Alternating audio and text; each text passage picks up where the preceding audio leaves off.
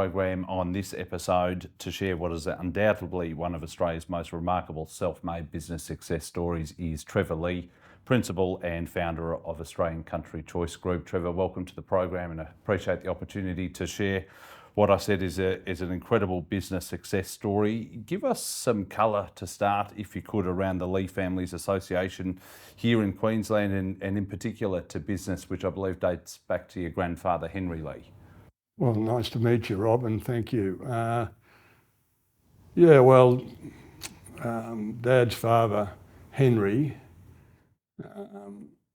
was, I believe in about 1920, started a very small earth moving business.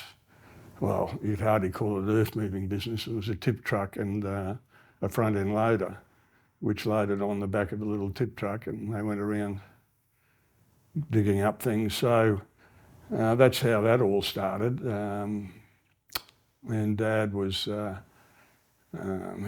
came along, and I think he was born in 1920, and the business had really just started at that point with the trucks. I want to ask you about the background of your parents, Norman and Dorothy. If I recall correctly, they met in Brisbane sometime in the 1940s whilst both young, and your father, Norm, left school aged just 12 whilst your mother grew up in Brisbane. Tell us about what you recall of your parents and growing up at that young age. Well, both Mum and Dad were born in Queensland, and they met, as you said, in the 40s. I think they were 17 and 18 at the time, and they married a year later, 19 and 18. So apparently that's what people did in those days. They married early. They were city people, basically. Dot, my mum, was very much a city girl. She I'm not sure when she left school, but at 16 I know she had a job in McDonald and East in the city as a seamstress, and that's what she was sort of planning on being and doing. And Norm, as I think you said, he left school at 12 and he disappeared out west to our relations who had several cattle stations or sheep stations, some of them around the Gundawindi in the Maranoa district, and he did a bit of work there and rabbit trapping and dingo trapping, etc. As I understand it, your father overcame a number of crippling health challenges throughout his life, and following the passing of your grandfather, took over the family's earth-moving business. Within 15 years, he'd built the business from, like you said, one tipper truck to, I think, 100 different machines and 500 staff. It was the largest earth-moving and transportation business in Queensland. Talk us through this part of his life, if you could. Well, it was the largest private earth-moving business in Queensland at the time. I think there were a couple of public ones, Tees Brothers and Katie Morris, around at that stage that were public, of course, and were bigger. But yeah, now go back to Dad's health habits. He, when they were living out west, he was visiting it was actually in the Roma district at a property not far from where Brindley Park was, the property I ended up on. He was inspecting the property with the thought of potentially buying, which was a bit beyond me, although it was very cheap. I know he didn't have much money back in those days whatsoever. So it was summertime and he drank some dam water and he became very ill. In fact, so ill they took him in the end back to Brisbane and said to Mum that he'll never work again.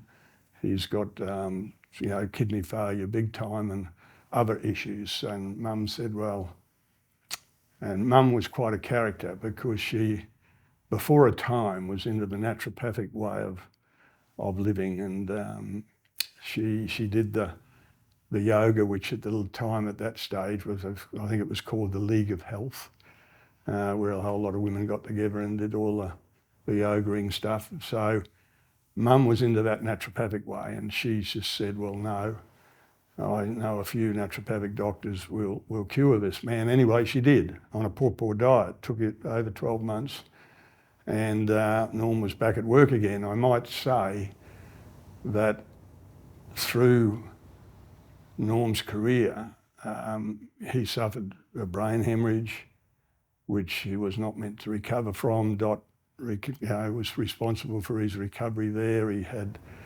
5 bypasses, heart bypasses, and without Dot, he would have died prior to getting to hospital. And again, he had a lung removed. He was a heavy smoker, Dad, and he, again, due to Mum,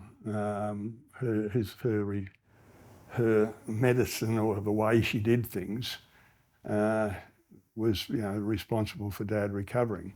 But as for the business, yes, no, he started that after he had the drinking the dirty dam water thing. After recovering, he went to work with his father, Henry, and they started to expand the single truck and front end loader, and of course it did grow to what you said, 100 earth, a Caterpillar earth. He wouldn't buy anything else but a Cat, and he had a brain hemorrhage then at 43 and was meant to have passed away if Mum hadn't have insisted they take him straight into the operating theatre. He would have died because the aneurysm burst on the way down to the operating theatre.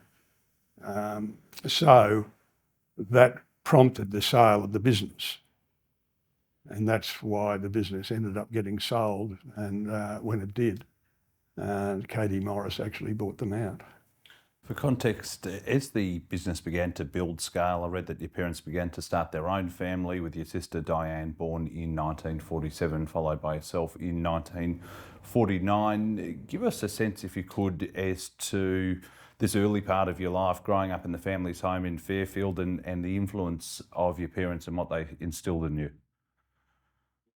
Fairfield, or Yeronga, and Fairfield Road in those days is nothing like it is today, I can tell you that. 70 years ago, it was it was just like a little city, like a little country town area. There were parks, and the main road, Fairfield Road, was not 100% bitumened. It was bitumened, but some of it was narrow roads. But anyway, no, I only remember those times as sort of happy times. That said, it was always a case that we never really saw much of Norm. And we never thought that unusual, because Norm was always working. Dot looked after us, and Dot did all the bookkeeping for the business as well in those early days. But from everything I remember of my youth back at Fairfield were happy days. You attended Yeronga State School until grade 3 or so, and then later transferred to the Church of England Grammar School, also known as Churchies, in East Brisbane. It's said that you had the talent if you wanted to apply yourself, but you didn't find academic or some sporting pursuits particularly interesting. I think you did really enjoy sailing from a young age, though. Take us inside your sort of school life. Like I said, you didn't find the academic side of school very enjoyable, but you did like some aspects of sport, and you also had a stint in the Army Cadets as well whilst at school. Tell us about that. Well, Rob, Churchie in those days was, I think it was about 50 acres, the school itself, and had the wandering creek going around it. There were dairy cows running there. There were fish in the creek that we used to go fishing at lunchtime and all of that sort of thing. Churchie was a very different school. We used to swim in the creek, and they had a pocket swim where you swam in the creek. Today you're not allowed to go in the creek, but so no, Churchie was a very different ball game to what it was or it is today. So I suppose I just couldn't see much point in a lot of doing physics and a lot of the things that I was being taught at school, and to my detriment, I would say, I never got the best out of school. I actually couldn't wait to leave, and I participated in sports that weren't really involved with the school, so as in the sailing and surfing and other stuff. So with a guilty conscience, I say that it was probably my fault and I didn't get the best out of the school. I did send our children there and their children are going there, so. Now, following graduation, as I understand it, you travelled to Europe and later to the US before enrolling in a commerce degree at the University of Queensland. I think I read correctly, and correct me if I'm wrong here, but that you struggled somewhat with purpose and hence your father sent you off to work on cattle stations. Tell us about that experience. I thought my life would end up surfing. I was a member of the Gordon and Smith surf team and did demonstration and surfing, and I was a nose riding specialist. They gave me 2 surfboards a year and a shirt to wear, and I thought that was just where life would end or start and finish. So I went to uni reluctantly because I didn't know what else to do, and I didn't attend. I just went surfing, and at the end of the 12 months when all the exams were, I didn't really attend them either. And of course, Mum and Dad took that as, rightly so, as an indication that I needed some direction. And they certainly gave me that direction, and that was, you're going out west to straighten yourself out a bit. And that's how I ended up going out west, yeah. And it was a tough 13 or so months, I read. What were your first impressions of being in such isolated cattle country in Queensland, places like Roma and Injune? Apart from the manager of Westgrove, his name was Max Hutton, and he had the nickname of Maxie the Taxi, because anyone, particularly city boys who arrived out there, he took umbrage at that, and particularly a city boy who was given the job by the owner, who was Ken Tompkins, a friend of Dad's. So I had a fairly rough start to it, but I was taken under the wing of the head stockman. It was the 2IC of the place. It was a 300,000 acre cattle station. And I quickly fell in love with what I was doing. With the help of the head stockman, I found that it was exactly what I enjoyed: the outdoors. The hard work was interesting work, the discipline of it all, and the desire to get jobs done, and the whole thing. I thought, well, you know, I could maybe spend some time out here. By 1970 or thereabouts, and following an apprenticeship spent working across several cattle properties, your father offered you the opportunity of becoming caretaker manager of Brindley Park, a property that he'd purchased a year earlier, 13,000 acre parcel of undeveloped land. You're only, I think, 20 or 21 or so by this stage. Give us an idea as to how difficult it was managing a property of that scale and having sort of direct reports coming to you who are double your age and had been on the land for 2, 3+ decades. Rob, I was actually 19, just about to turn 20 when Dad bought Brindley Park, and I reluctantly had to take over the management while he was trying to find a replacement manager for the manager who originally was employed for the job, who didn't work out. So I reluctantly took over that job. At that point, there were 12 people working on the property, and Dad, with his earth moving and tractor prowess, had loaded the place up with dozers and so forth. So it was unlike any other place in the Roma district. The property was being fully developed as quickly as possible, which to my knowledge had never happened. It was a standing block of brigalow and 300 or 400 acres cleared out of the 13,000.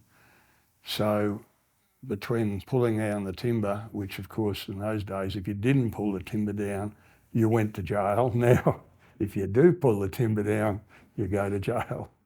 So it was certainly very different. But yes, I mean, there were those who didn't want to really take any notice of what I had to say, and then there were those who did, and I quickly worked out that you needed to have good people around you, people you could trust, and people who were capable, because I really wasn't. As much as I was doing the best I could, the bottom line was I had had a year and a half in the bush and I didn't know much. So the help I got from some of those staff members and from a couple of the neighbours,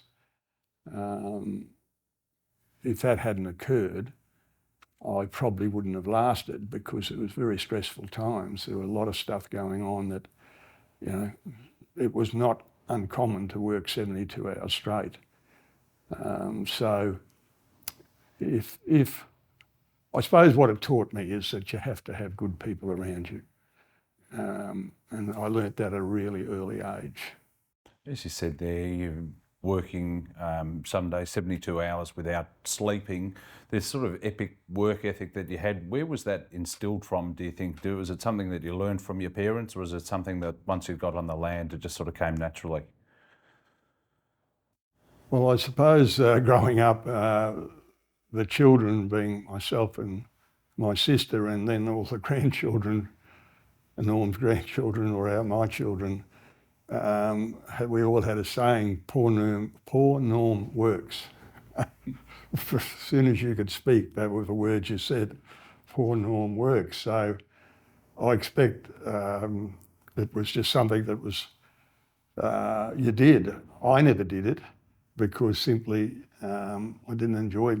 I surfed for all daylight hours, but so no, it didn't, the job needed doing.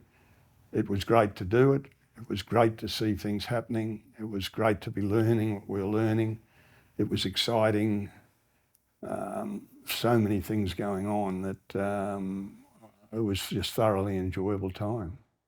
Must be said that there's some terrific anecdotes and stories from this part of your life, not least your infamous Alfa Romeo that you owned, and which you had a strong track record in being able to drive and drive pretty successfully and quickly.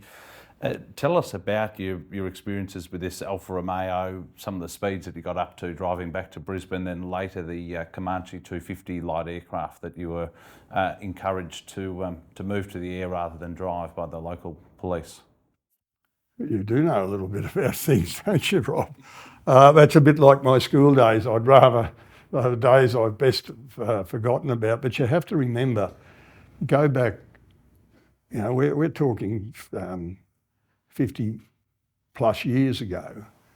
The bush was very different. Like I had an Alfa Romeo. I used to drive. I averaged in 3 Alphas 78,000 miles a year driving, and plus all the 72 hours of work, plus all the, so there was a lot of motoring, and I was a bit of a car freak, and I became quite friendly with John French, who used to race the Alphas. So when I'd buy the Alfa, when we'd buy them, John would hot them up to racing standard, like he used to race, and they'd be fully protected underneath, and they were capable of 140 miles per hour. That's fast. Anyway, yes, I did regularly drive to Brisbane, and that was from the outskirts of Roma to the clock at Rocklea. There was a clock back in those days, and I think my record was 3 hours 13 minutes, which when you think it was 336 miles doesn't take much to work out what speed you were doing. But I used to drive past the police cars doing that speed, and they'd wave to me. One day they stopped waving, and the commissioner, because Roma was a police training centre, and one day the commissioner of police in Roma called me in, and I drove in my little Alfa, and he just said to me, well, that's it, no more. If you speed now, you're going to lose your licence. So I thought the best thing there was to try to learn to fly, and I'd go in the air. So in 1972, I got my pilot's licence and bought a Comanche 250. I think it was $57,000, which was quite a bit of money back in those days. And I flew from that day on nearly everywhere, and I was a very different person from that time on. I was probably a crazy car driver, but I was a very conservative pilot, and it was a changing period in my life, I believe. So that's the best you'll get from me about all of that. Before we move on, after a few years, you'd honed your skills on the land, and be it from a managerial perspective or from a practical perspective, you'd really learnt the ropes.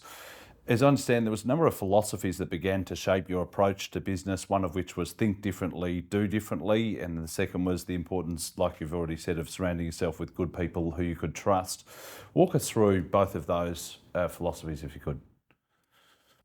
Rob, you say all those words. What you've got to understand is I went out there knowing nothing about the bush.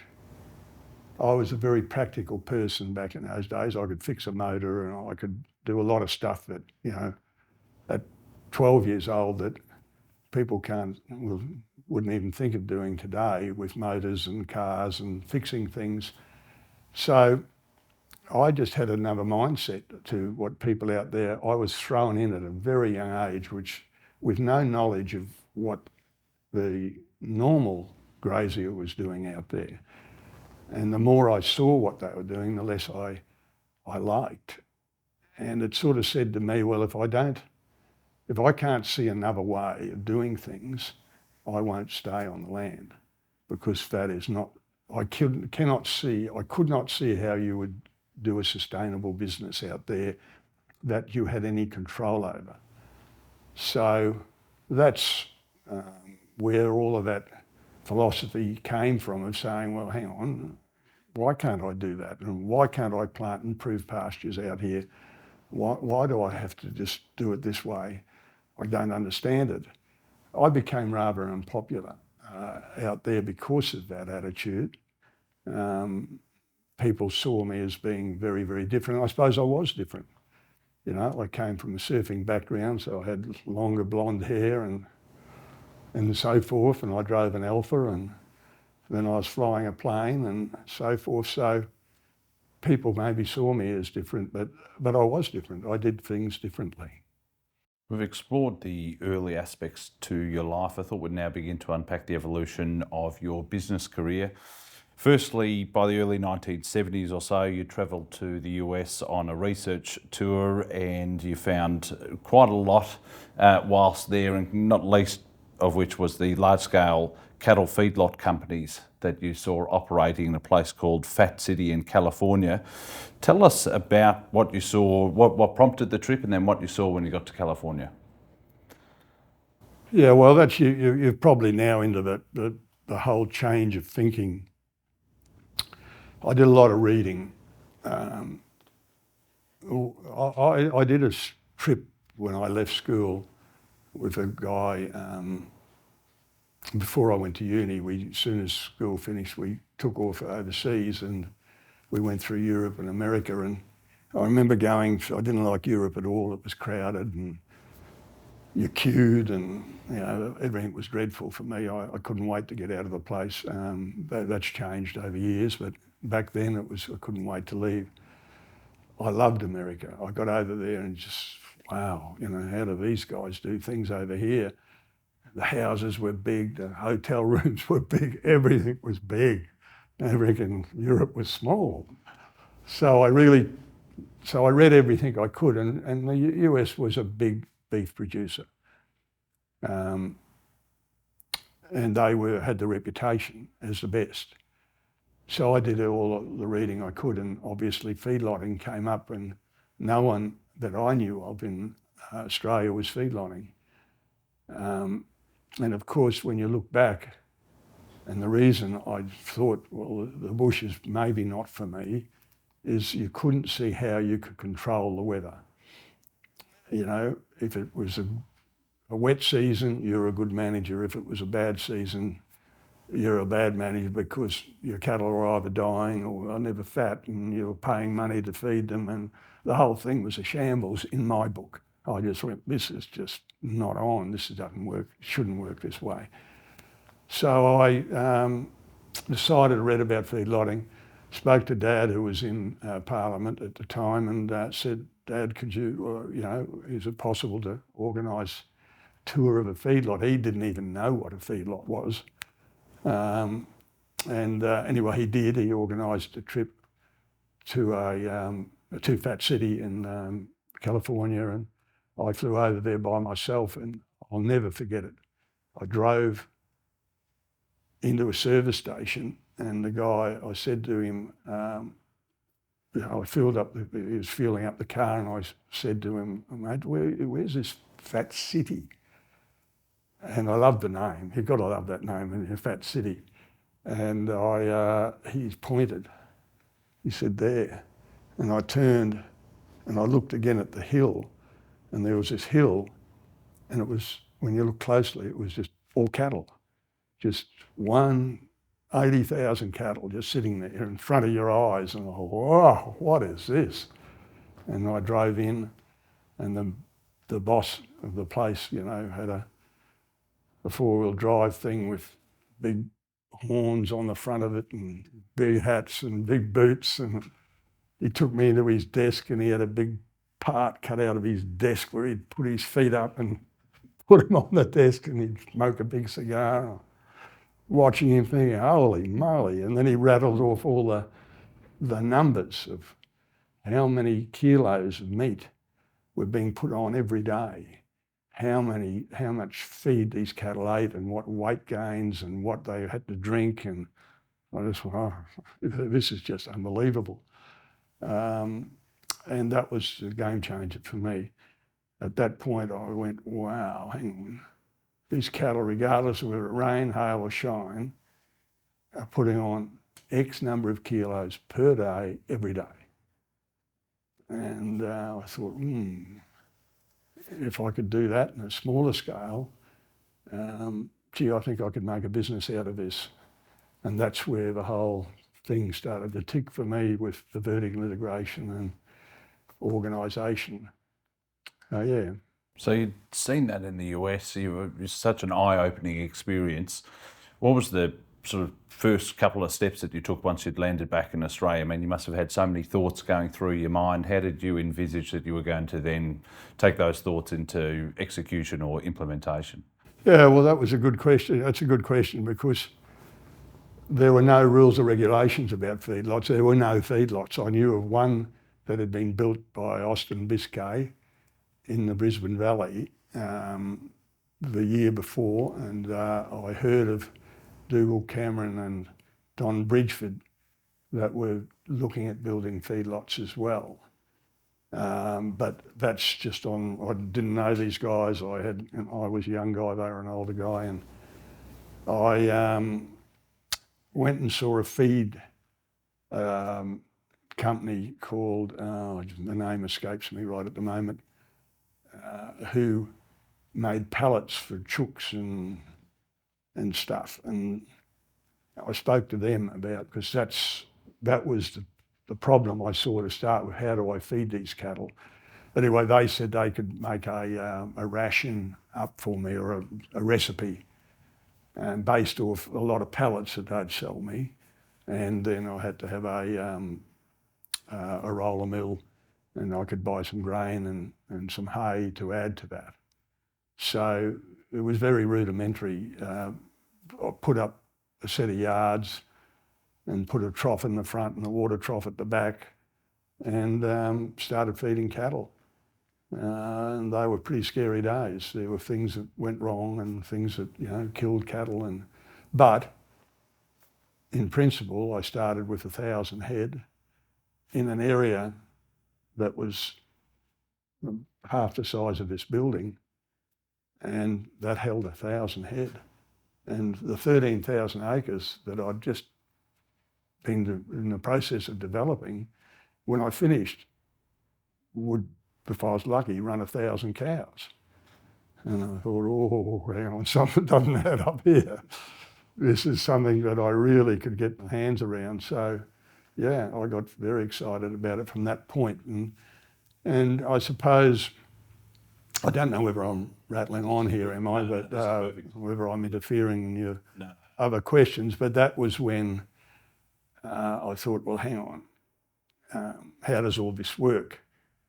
And I suppose that's where I sat down, I worked out a base business plan and just said, right, I need a kit. It pointed that all I needed, I could do everything needed, but I needed a customer. And I expect that was the biggest difference. It doesn't sound revolutionary, does it?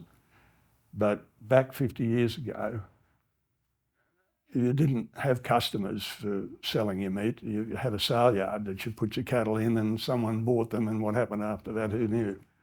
All you knew is those evil meatworks might buy them and sell them for a profit, which was always the fear of the grazier. But from my point of view, I thought, well, hang on, all I need here is a customer. I can go and get that cattle killed at the Cannon Hill Meatworks. It was operating at that point. You reference a business plan there. I want to ask you about your study of the market dynamics. You obviously could see the model working in a practical sense, but then, as you said, you went back and you studied the market dynamics in greater detail. Tell us about what you saw in terms of, okay, you knew that you needed to have a customer or a consumer, but how did you work out the sort of supply side and demand side dynamics to that? Well, Rob, the uniqueness of the Australian cattle industry, or the weakness, as I'd call it, not a uniqueness, is that, you know, 70%, even back in those days, 70% of the cattle that Australia produces are exported. Where when I was in America, I think it was 1.5%. They consume all the meat they eat. Australia doesn't. And that's a fundamental weakness in the industry, because, you know, it's heavily dependent on export. So I looked at that as a young person, I think I was 22 or something, and said, well, hang on, what the heck do I know about export? You know, that involves the exchange rates and involves so many things that I had no comprehension of. And so that was a pivotal moment. I said, okay, I need to find a domestic customer, because the other 30% of the meat goes to, obviously, the domestic industry. And I then became aware, which everyone knows these days, but hang on, there were these superpowers out there, you know, Coles and Woolworths, that had such a stranglehold they were developing on the meat business. And there were the butchers as well. So there was Coles, Woolworths and the butchers. They were the domestic market. The butchers, you know, one shop might buy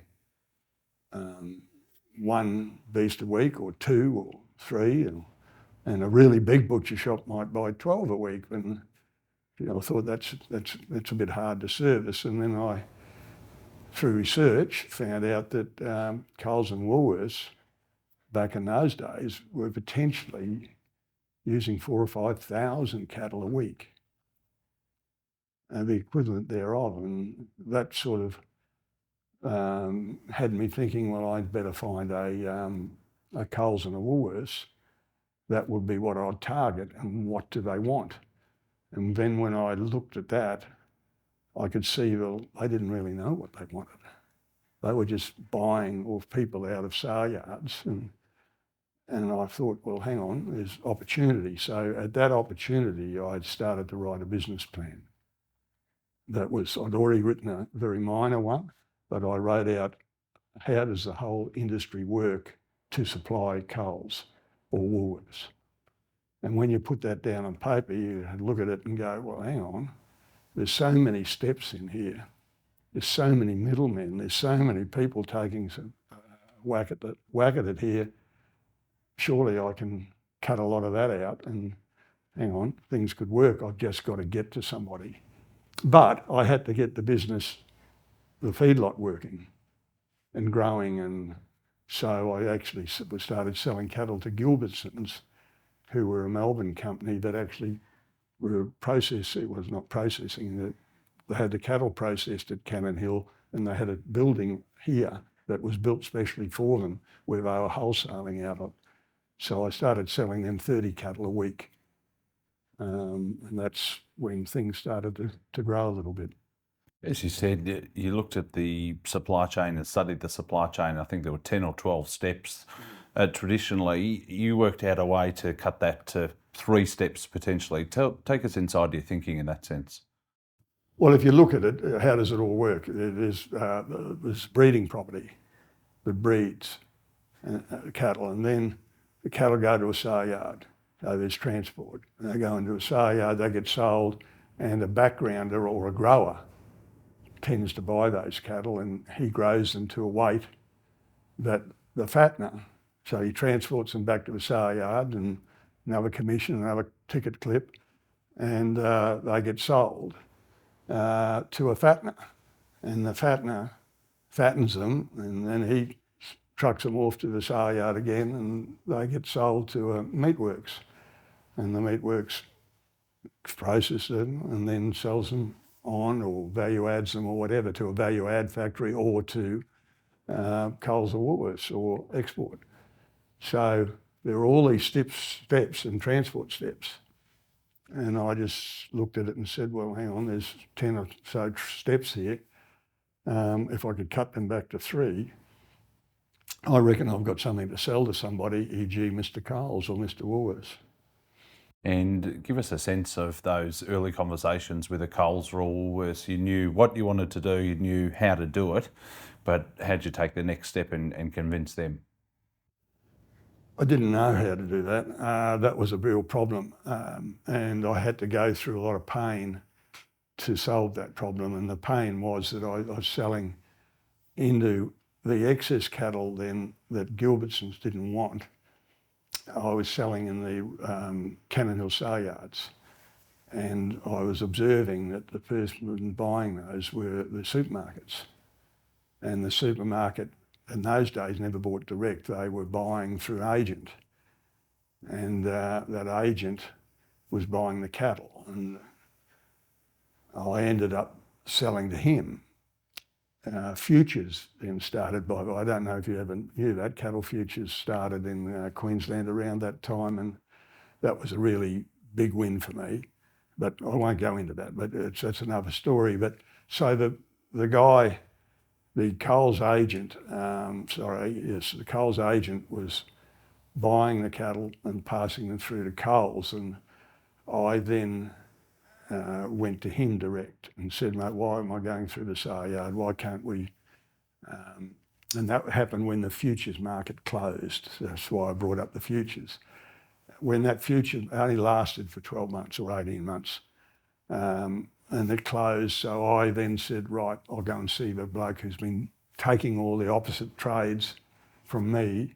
And then, so, it was Coles. It was the same guy who was buying it out the sale yard. So we sat down and had a little talk, and I started selling direct to him. At that point, a whole lot of corruption blew up in the meat industry. There was corruption everywhere, and that became a real problem for us. And anyway, that corruption was disclosed and it got sorted out, and that's another story. But in that sort out, I ended up in a position to supply Coles direct with, well, a nightmare experience. They said, well, we want 2 sheep here and 4 pigs there and a couple of calves down at that store and 1 body at Tweed Heads and of cattle and, Jesus, how am I going to do all that? Yeah. But, so it really didn't go anywhere because what they were trying to do, it was the stores ordering, and a lot of the store managers in the stores were corrupt as well. So until the corruption got cleaned up, which it did, the business really struggled. And then when it got cleaned up, the Coles senior execs came along and said, mate, tell us all about your story. We've heard good things about you. Tell us what you do. So I went through the whole process for them and told them how it could work. And that's when we started to write contracts with Coles. So from there, let's talk about the professionalisation of Australian Country Choice Group Incorporated, I think around about 1974 or so, which, if my maths is correct, you would have been still in your mid-20s.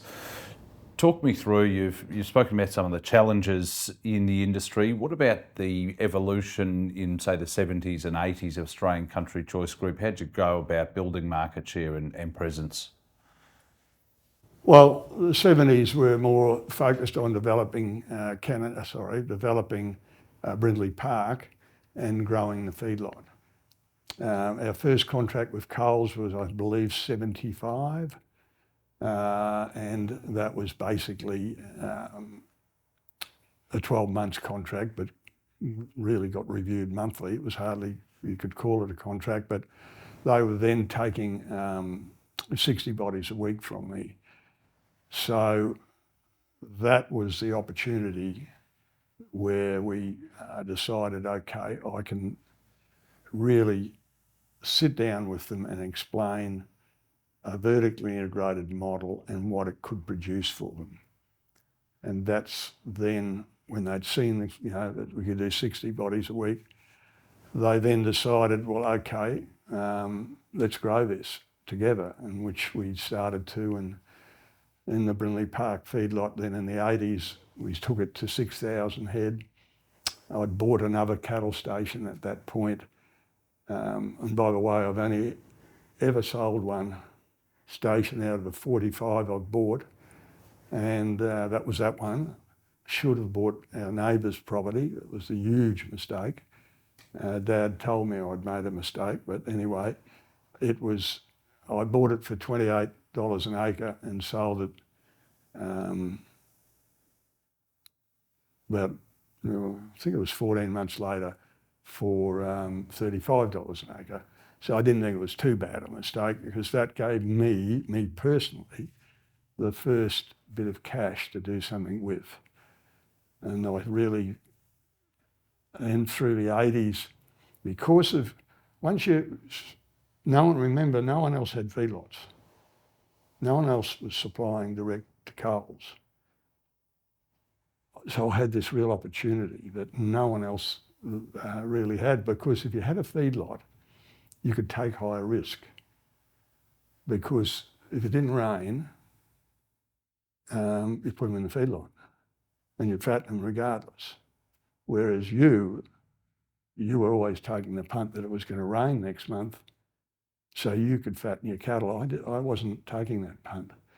So people looked at me very differently. God, he must be crazy. Why is he doing that? Why is he buying these cattle? Doesn't everyone know it's a drought? Poor old Goldilocks will be in real trouble soon. But the reality was I was growing the feedlot, and all the trading cattle, if I couldn't sell them for a profit, I'd whack them in the feedlot. And so that whole combination multiplied out to where I was starting to really start to make some money. Not a lot of money, but make money, because I was expanding the operation all the time and growing it.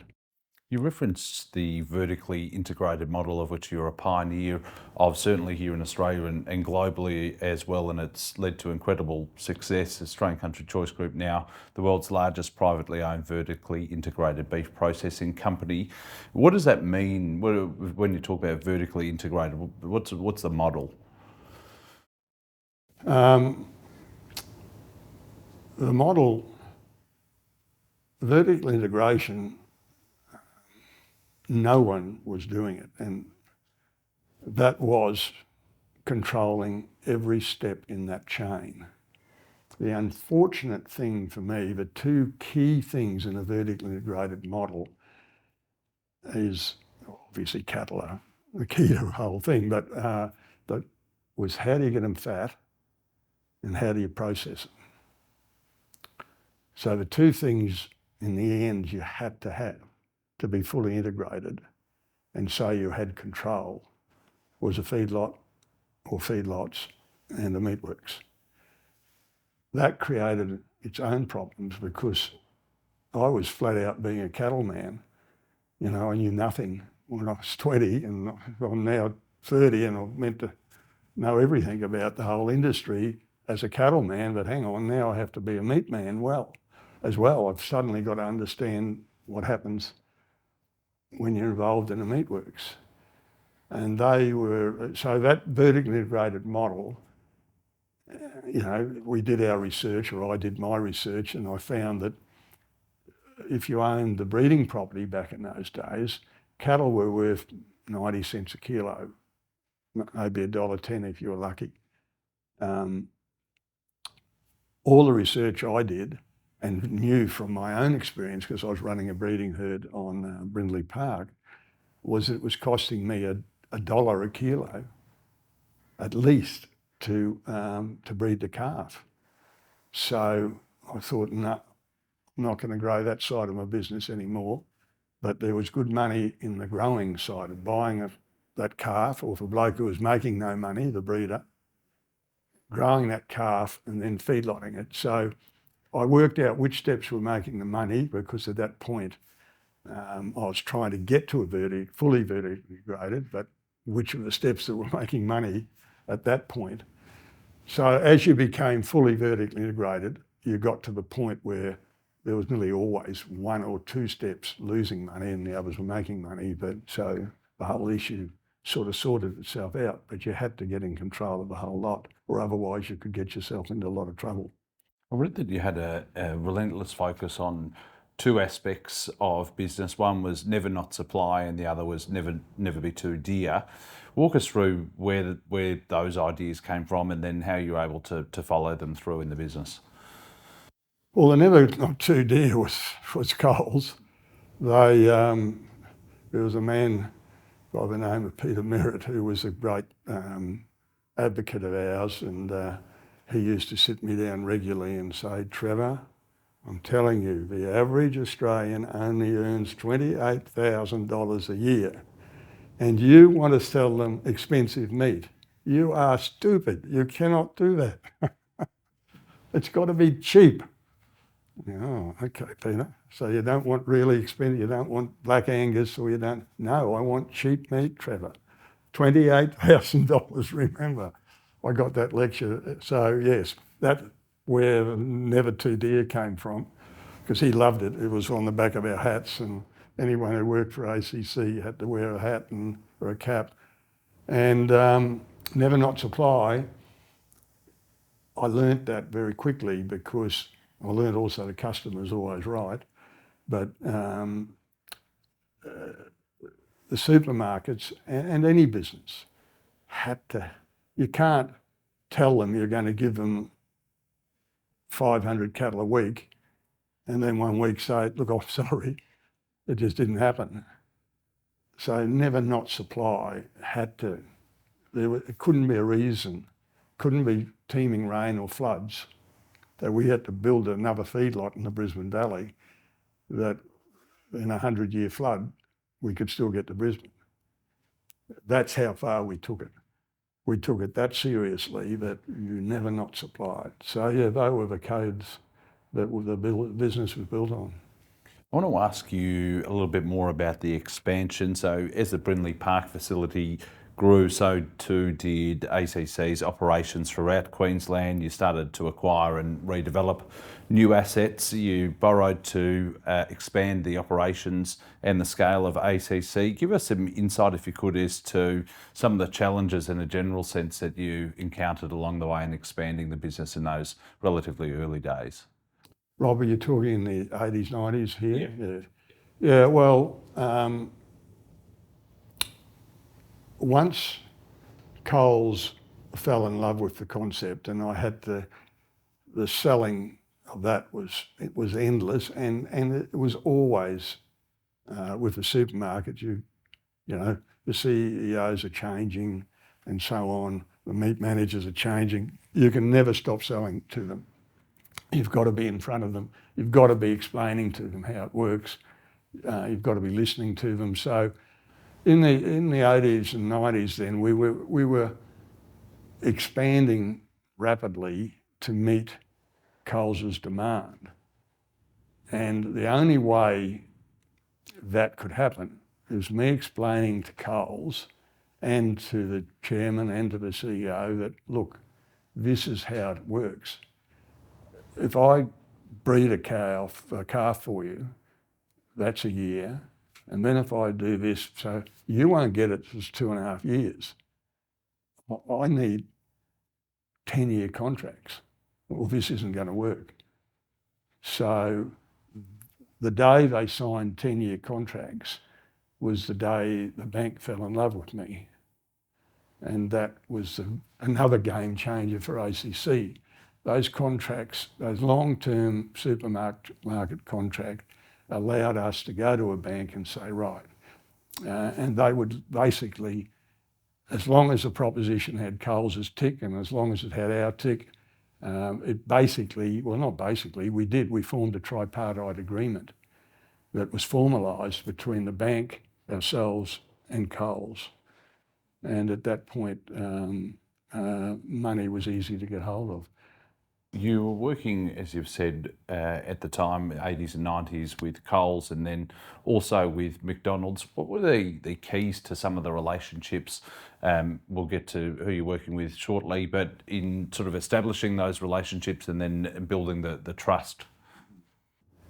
We got to a point where the business was growing enough that we couldn't see how was this all going to keep going? How were we going to, what were the handicaps to keeping on growing it? Well, the biggest handicap was the imbalances. The Australian consumer, given the chance, would eat cube rolls or rib fillets and eye fillets every day. But they didn't want, back in those days, that mince was something that you only touched irregularly. Today that's not the case, but so the problem was that an eye fillet's 0.05 of the carcass. What do you do with the other 99 point? So to go to Coles and say, look, I'm going to kill more cattle because you need more eye fillets and rib fillets, they'd say, well, what do we do with the rest of it? And so I went and had a chat with McDonald's. And that was another eye-opener. They were just another league in food safety and they things. Well, anyway, so I went and saw McDonald's and they ended up loving what we were doing because they'd been trying to find a vertically integrated model in America for 10 years and hadn't been able to put it together. And then suddenly they came out to Australia and here we are, fully integrated. And they're going, wow, this is something. So I ended up going over to McDonald's University and lecturing, which was a really eye-opener for me, in front of 2,000 people, all the McDonald's suppliers and that, selling the integrated model. And McDonald's just were wrapped in it. And then I introduced the two to Coles that McDonald's would take all the secondary cuts and Coles would take all the good cuts. Hey, a marriage made in heaven. And all I had to do was put it together.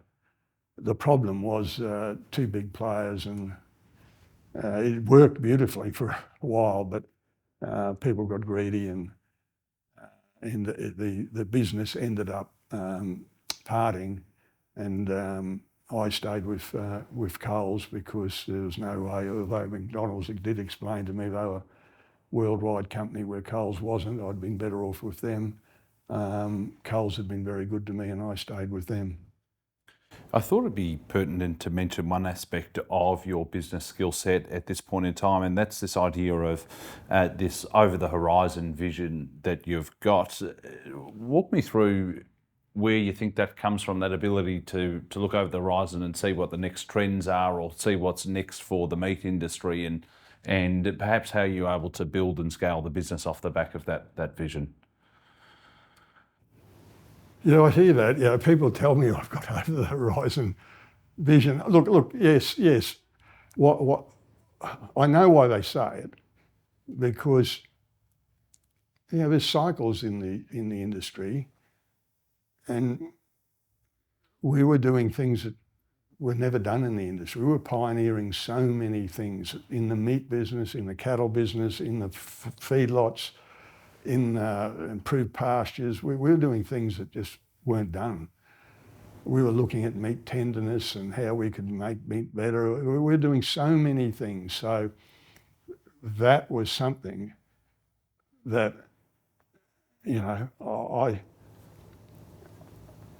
as soon as the planets aligned, like when things like cattle prices were low, interest rates were low, land prices were high, I worked out very quickly, you go and buy then.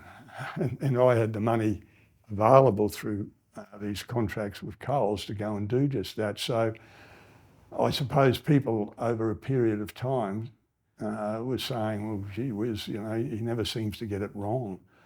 Well, I think if most people stopped and thought about it, like I looked for properties that were in good areas, I identified those areas, I'd studied the rainfalls, the historic rainfalls, and you worked out, well, no, you don't buy there, you buy here.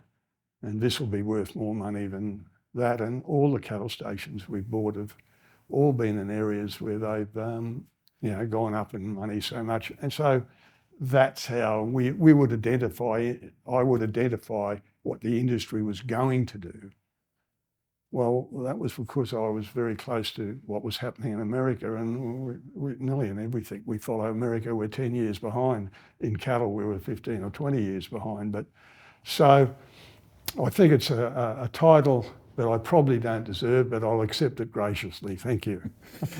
You referenced the property side of the business there, and the numbers here are mind-blowing. So from one 13,000 acre facility that was spoken about in Brindley Park, which you've still got, to today 4.5 million acres across 42 properties, correct me if I'm wrong here, large-scale cattle breeding, backgrounding, farming, feedlot assets.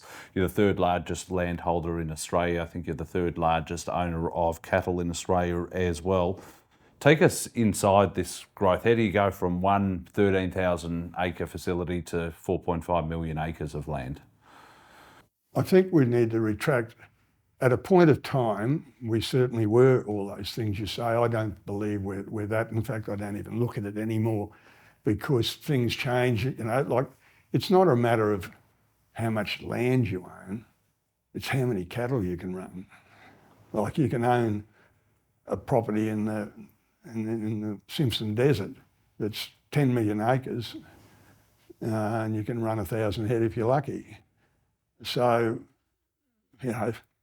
big numbers in acreage don't mean a lot. What means a lot is the cattle, and our operation has the capacity. It doesn't always carry it. It's when the seasons are good.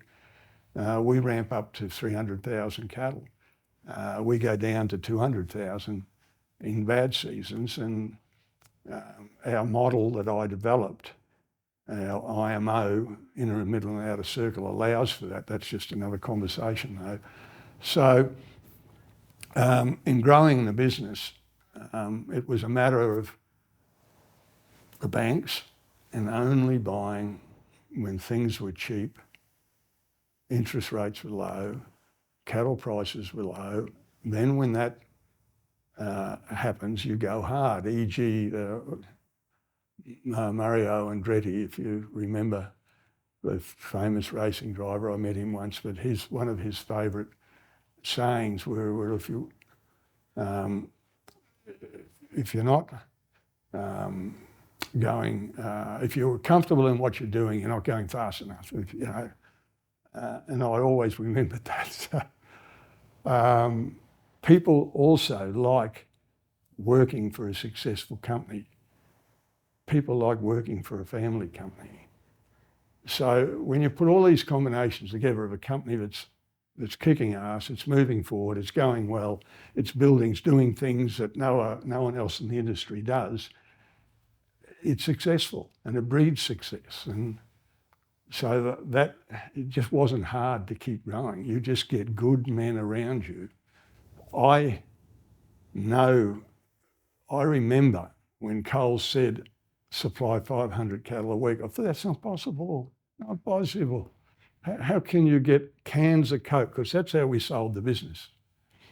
We will give you a can of Coke every time. And you want 10,000 cans of Coke? We'll give you 10,000 cans of Coke. They'll look the same, they'll taste the same. That was the concept we sold. And that's what we delivered. But how do you deliver it? Well, with feedlots, with discipline, with process and full integration and understanding the dynamics of that, and good people around you, not as hard as you think. A significant change in the business's operating model occurred in 2017 when the decision was made to move on from the exclusivity agreement with Coles and explore a more diverse multi-stream approach, which included new agreements to supply Woolworths, as well as a larger emphasis on the export market. I think you're now exporting to 6 or 7 countries outside of Australia. There was a focus, as you said, on sort of 70-30 local v export, whereas now it seems to be closer to 50-50. How did you go about changing, or let me take a step back, how significant was this change in the business's operating model, and then how did you ensure that the business was going to continue to be successful despite the change? Well, from succession planning point of view, the business saw it as a risk. The board saw it as a risk that we had one customer. I kept saying, but hang on, that one customer's got 850 stores. That's 850 customers. If I had to have 850 butcher shops, you'd probably think I was mad. But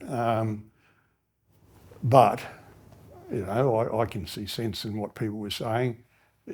Originally trying to sell a business model that had one customer, and hang on, I want to borrow hundreds of millions of dollars. That could have gone over badly with the banks too. We decided we were better off doing it, having another model. We've had discussions with Coles about that we would keep a dedicated facility for them, but we wanted to move on. There were disagreements about all of that, and that's another story. But so we decided that we'd track the business where we would have a certain amount of domestic, 30% domestic, 30% export, and 30% of other people's cattle coming in to be processed. So we were throwing a lot of business plans up in the air to how the company would be best served, and that was a family board discussion, and the board, the ACC board discussion came to the conclusion on what we should do. I want to ask you about the fundamentals of expanding the ACC business over the course of the last 50 plus years. As the operations have become more complex, how did you keep your eye on the ball while still, managing through whether it's political, economic, environmental, or economic volatility? Difficult, and more difficult as things pass on. The political scene 50 years ago, when there wasn't a mobile phone or there wasn't the internet and the issues that are running today for young people and just employing staff, the whole ball game's changed. It's a more difficult business to get your mind around. There will never be another ACC. You will never be able to build from nothing as we did. Again, because just the whole dynamics have changed, and yes, it is difficult. The political will. When we started this journey here at Cannon Hill in 99 and 2000, we had a Labor government that begged us to do things. Well, they'd probably rather close us today. So yes, it's all a very different ballgame. You've got to be a lot more careful.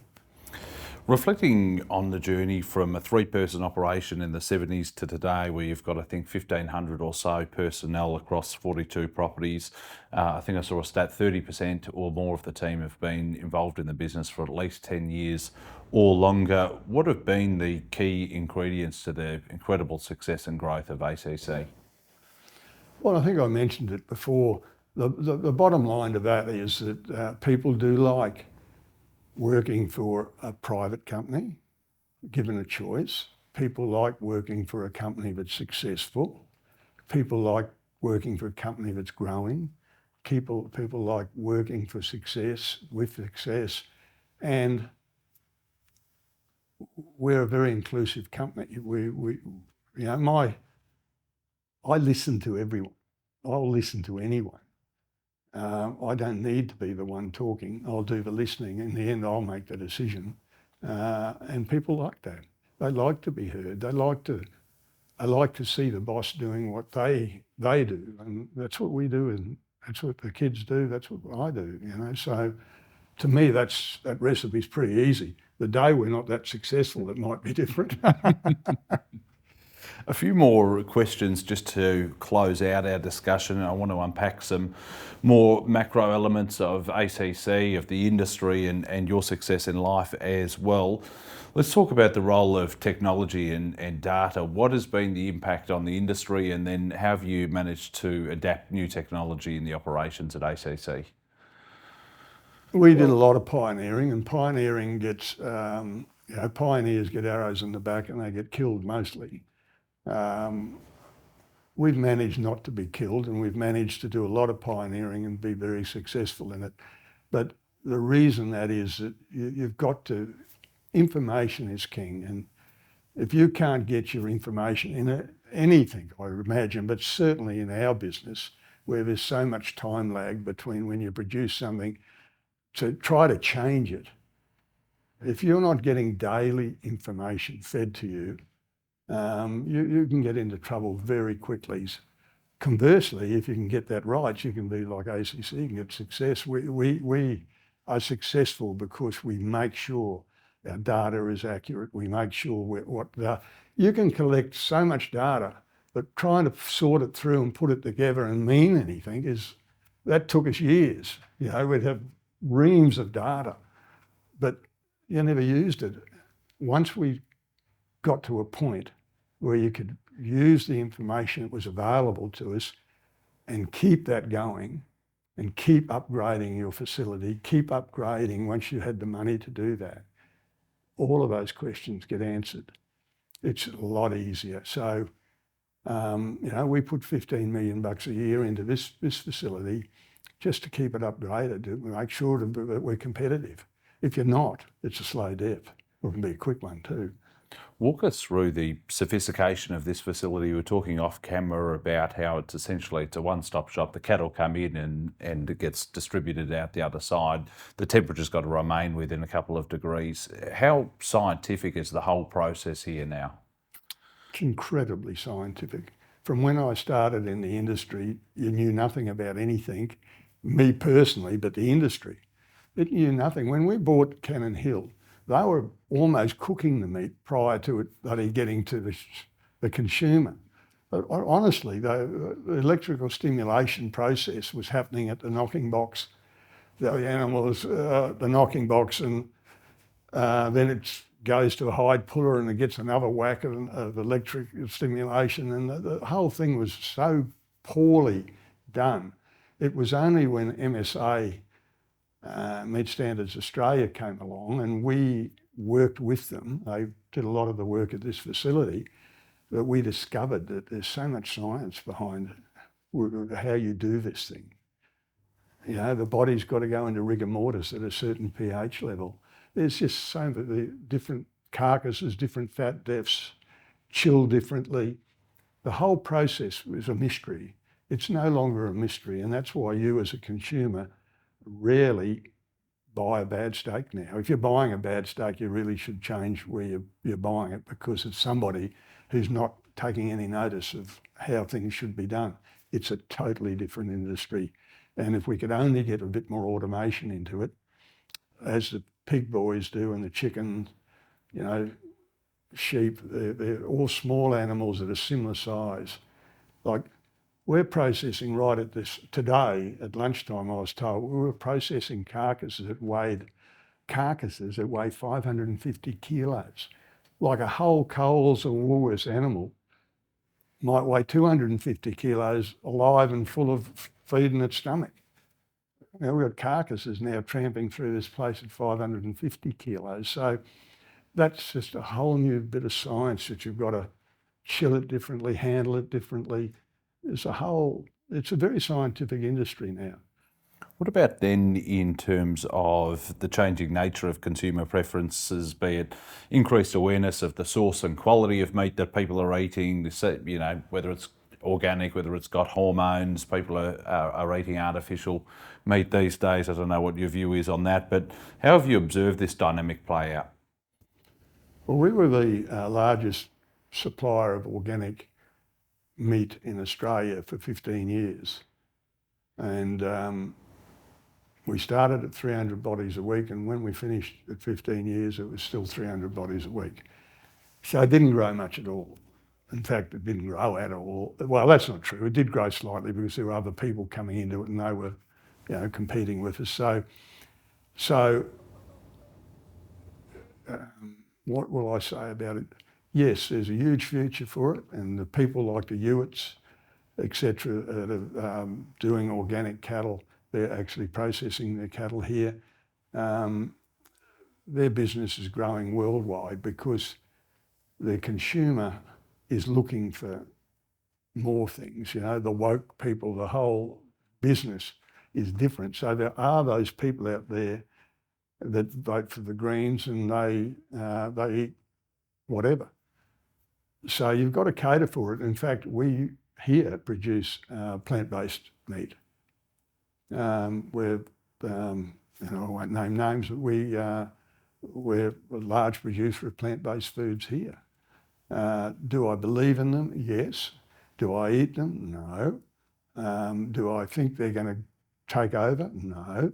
When they get to be a similar price, they'll be a little more competitive with real meat, but I don't see it happening to the point. Yes, it'll be there, it'll be a segment of the market, but the industry, you know, the demand for protein is huge and it's growing enormously.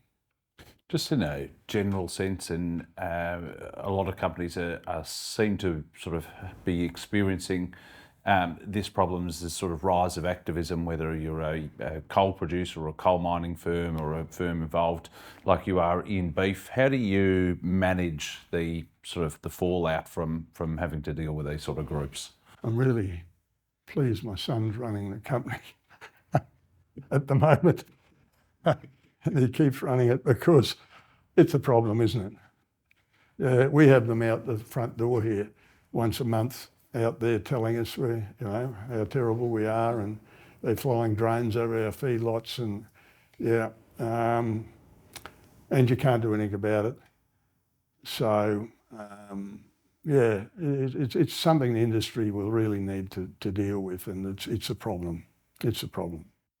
Back to your own leadership style, you've established and led the business through enormous growth, and you've led it through a period of where you've had to sort of go through risk mitigation and overcoming challenges. What's been your approach to leadership?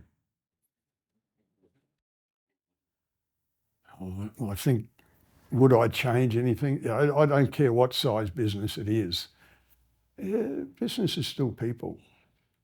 You know, if you can't look someone in the eye and talk to them. So leadership's got to be inclusive. It just can't lock itself away.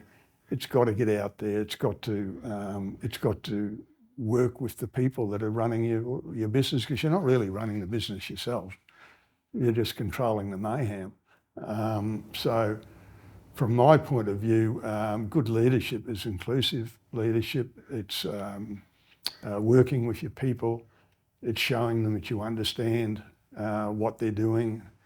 It's listening to what they do or what they say to you. I don't think those there's no secrets there, and I don't think there is any secrets. I don't think it's going to change quickly. The moment you don't see people and deal with them directly, things can go wrong so quickly, and interpretations. So no, I hope that's answering the question. What about then in terms of succession planning? You've previously said anyone who says succession planning isn't difficult hasn't done it properly. How have you managed it internally here at ACC? You've obviously got two sons involved in the business, which we'll speak about shortly, but how difficult has that been, and how have you been able to overcome that? Well, I don't think I have overcome it. It's one of the most difficult things Kerry and I, my wife and myself, have to deal with. She's never happy talking about succession.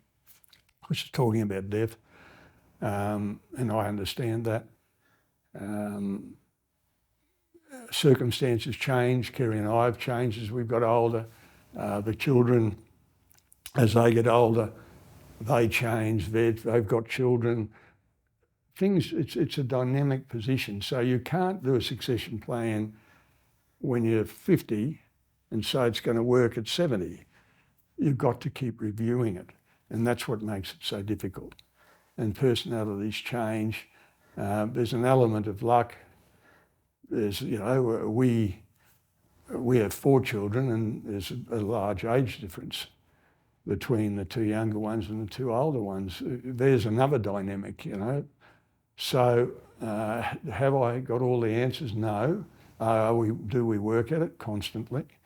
Are we still working at it? We will be, and I expect I'll be doing it till they say goodbye to me. It'd be remiss of me not to mention and speak with you about your wife, Kerry Craig Lee. She's a director of the business, but more importantly, she's had her own remarkable career over so many decades as well. As I understand it, you met around about 1985 and have been life and business partners now for close to 40 years. Talk us through meeting her and her influence on you and your influence on her and the partnership. Yeah, well, I met Kerry in 85. I was coming out of a rather unsatisfactory divorce situation, and Kerry was enormously supportive. We married basically within 12 months of my separation. As soon as the divorce came through, we got married, which was a really weird thing, isn't it? I look back and wonder how my mum and dad even, condoned it, and they just loved Kerry. But the bottom line, what I would say about all of that is Kerry, within her own right, was an extraordinarily successful businesswoman when she was 21. She was one of the best public speakers I've ever seen at a young age. She was enormously clever. She knew how to work. She knew what hard work was about. So that's, our relationship's been a strong one because we both work hard. We both understand what what encompasses and how that all works. And we do constantly say to each other, you've got to work at love. If you don't work at it, it's like anything. You can be going that way and the other one's going this way too. So all I can say about it is, we work at love, and we have a very wonderful marriage. As I mentioned, you've also got 2 sons in the business. Anthony, who serves on the board and is CEO of the company, as well as Michael, who is also a director of the company. Reflecting on their involvement in the business, how proud are you seeing the next generation come through? Yeah, look, every child is different, and our expectations. The most important thing with children, they've got to be happy and they've got to be doing what they want to do. So yes, I'm enormously proud of all our 4 children. In all their own ways, they've been enormously, they've all have done their own thing. The 2 elder boys have gone into the business. Anthony's now CEO of the business and doing a cracker job. And Michael's a director on the board of ACC, and he runs other aspects. We're also into goats and other stuff we're doing, and growing some, aviation business. So Michael does a lot of stuff within the business, and runs the goat side of our business, plus he runs other bits of it. So yeah, I just want them to be happy, and if they can be happy and enjoy what they do, then you can only, as a parent, say you've succeeded. Reflecting on your legacy, what are your proudest achievements? What do you want to be remembered by? You're still young, so you've got many years left, but when people look back, what do you want them to say about yourself? It was the only question I actually looked at. I looked at the first question because I didn't have time, and the last one, and I really don't have an answer to that one. What do I want people to remember me of? Well, someone who saw something and grasped it and followed it through. I mean, I've been doing the same thing for 54 years. I reckon people might think I'm pretty boring because I just 54 years doing the same thing. Who does that these days? How many people have 5 or 6 jobs or more? But I've only had one, and that's why I'm very good at what I do. Final question, in terms of both your business and personal careers or business and life lessons, what would you define them as? What have you learnt along the way that you can pass on to people watching, or that you've passed on to your own family? Oh, don't be tricky, always be honest.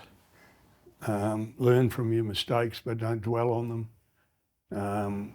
I think one of the reasons of my success, I've had some bitter blows through my life, but I can leave them behind so easily. In fact, I enjoy leaving them behind, because who wants to dwell on the bad things in life? A lot of people do, and I think it's a bad thing. So I think that's probably my answer to that. Trevor Lee, remarkable and unique Australian success story. It's been a privilege having the opportunity to sit down with you. Thanks for your time. Pleasure. Thank you.